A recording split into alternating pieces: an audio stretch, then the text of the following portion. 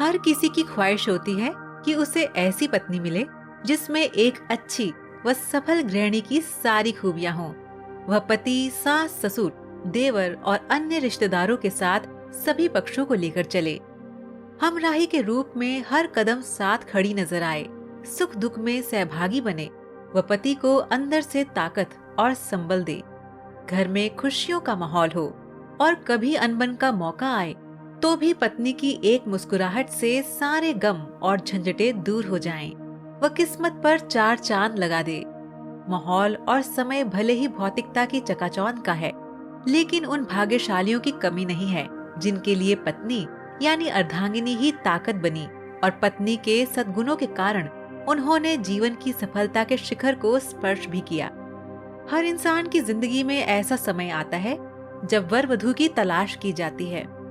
जनवरी के दूसरे पखवाड़े से मुहूर्त के साथ हर तरफ 7 फेरों की रस्में भी शुरू हो जाती हैं। आइए आपको बताते हैं कि किन गुणों और लक्षणों वाली कन्याएं अपने पार्टनर के लिए बेहद लकी होती हैं। पहले जमाने के लोग ज्यादातर विवाह के समय गुण देखते थे। भौतिकता और चकाचौंध के इस दौर में लोग गोरी, लंबी व चेहरे से सुंदर दिखने वाली युवतियों को ही पसंद कर रहे हैं। लेकिन सही मायने में वधू हमेशा वर के योग्य देखी जानी चाहिए। रंग से फर्क नहीं पड़ता है। गुणों के मिलान वाली लड़कियां ही पति व ससुराल पक्ष का भाग्योदय करती हैं। सामुद्रिक शास्त्र व गरुड़ पुराण में इसके साफ संकेत भी दिए गए हैं।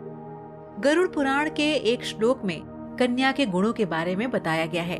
इसके अनुसार जिस व्यक्ति की पत्नी में ये 4 गुण हो, उसे खुद को देवराज इंद्र यानी समृद्ध और भाग्यशाली समझना चाहिए।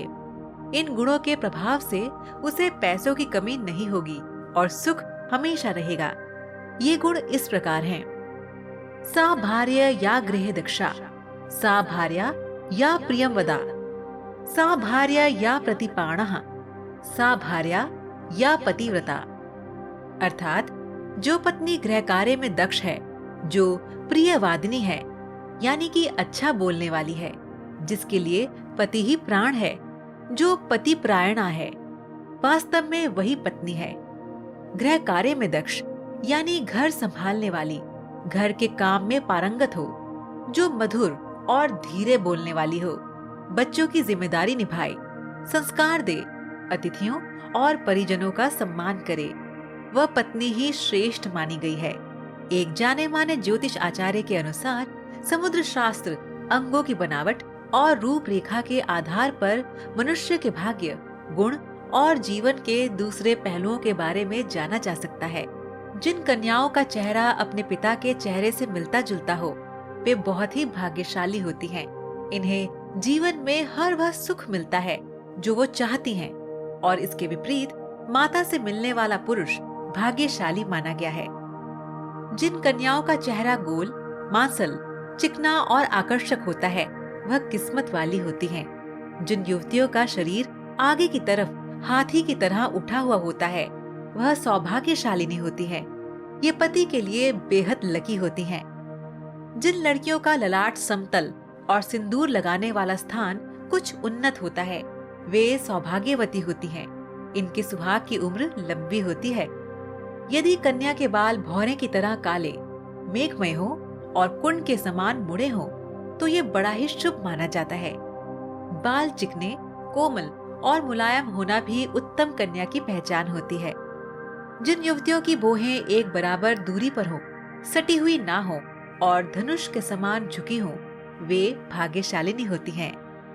जिन युवतियों के नेत्र कमल की पंखुड़ी के समान और उनके बीच का स्थान दूध के समान सफेद हो, ये कन्याएं पति के लिए भाग्यवर्धक होती हैं।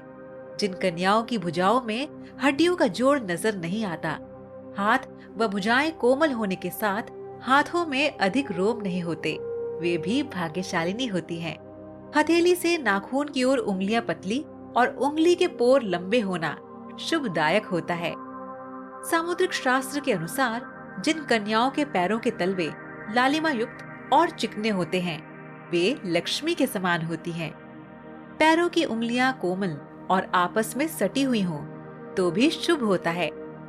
कन्या को देखते समय ये भी ध्यान रखना चाहिए कि उसके पैर की कनिष्ठा यानी कि छोटी उंगली भूमि को स्पर्श करती हो।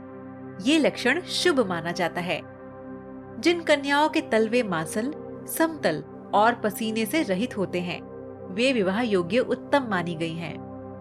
चिकने, गोल उठे हुए और तांबे के समान रंग वाले नाखून शुभ होते हैं। शास्त्रों में वर्णित है कि लंबे बालों वाली महिलाएं पद्मिनी होती हैं, अर्थात उच्च कोटि की होती हैं। लंबे और रेशमी बाल शुभता और सौंदर्य का प्रतीक है। सामुद्रिक शास्त्र में लंबी गर्दन वाली महिलाओं को मंगलकारी माना गया है। कहा जाता है कि जिन कन्याओं की गर्दन लंबी होती है, वे ऐश्वर्यशालिनी होती हैं। इनके पास संपूर्ण वैभव होता है। इनके रहते पति को कभी भी पैसों की कमी नहीं आती। सामुद्रिक शास्त्र व भविष्य पुराण में लिखा है कि ऊंचे, सुडौल व बड़े वक्षस्थल वाली स्त्रियां सौभाग्यशालिनी होती हैं। इनके सुडौल वक्षस्थल धन, समृद्धि व सौभाग्य के प्रतीक है। बड़े वक्षस्थल वाली स्त्रियां पति के लिए एक तरह से तारणहार होती हैं। इनकी संतान भी अपेक्षाकृत ज्यादा बेहतर और सफल होती हैं। जिन कन्याओं की जंघाएं पुष्ट व मांसल होती है, वे वैभवशाली होती हैं। इनके कारण ही पति को मकान और वाहन आदि का सुख बेहतर ढंग से प्राप्त होता है। तो दर्शकों, आज का सवाल आपके लिए ये है कि क्या आप बता सकते हैं कि विवाह के बाद स्त्री मंगलसूत्र क्यों पहनती है? आप इसका जवाब हमें नीचे कमेंट बॉक्स में दीजिए। हमें आपके जवाब का इंतजार रहेगा।